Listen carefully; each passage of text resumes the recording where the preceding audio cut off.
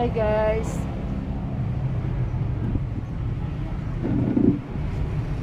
Mag-wood polish tayo ngayon ng aming dining table, dining set. Ito natapos ko na yan. Yung dining set, yung dining table. Yan, natapos ko na yan.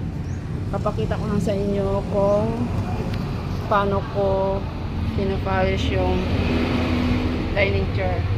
Makita mo yung pagkakaiba ng na-polish na at saka hindi pa. Tignan mo guys.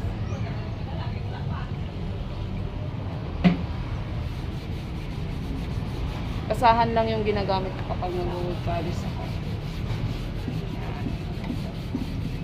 Bago ko siya babarnisan,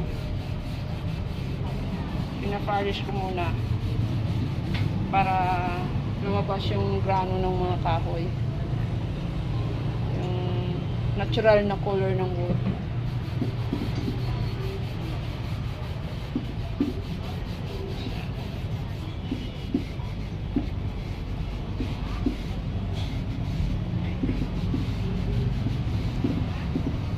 May naka-mix na rin po dito na anti-insect, anti-bukbok, anti-anay.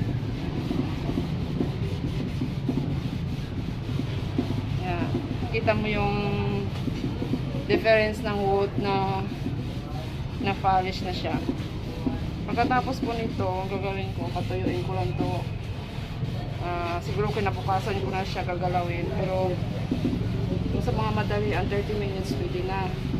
Pero ito sa akin, bukas ko pa ito siya a-applyan ng sanding sealer. So,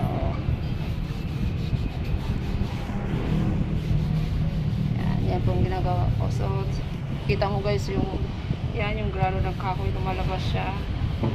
Ganda, diba? Yan. Napakita ko lang kung ano yung ginagawa ko. Tapos, tomorrow, applyan natin siya ng sanding sealer.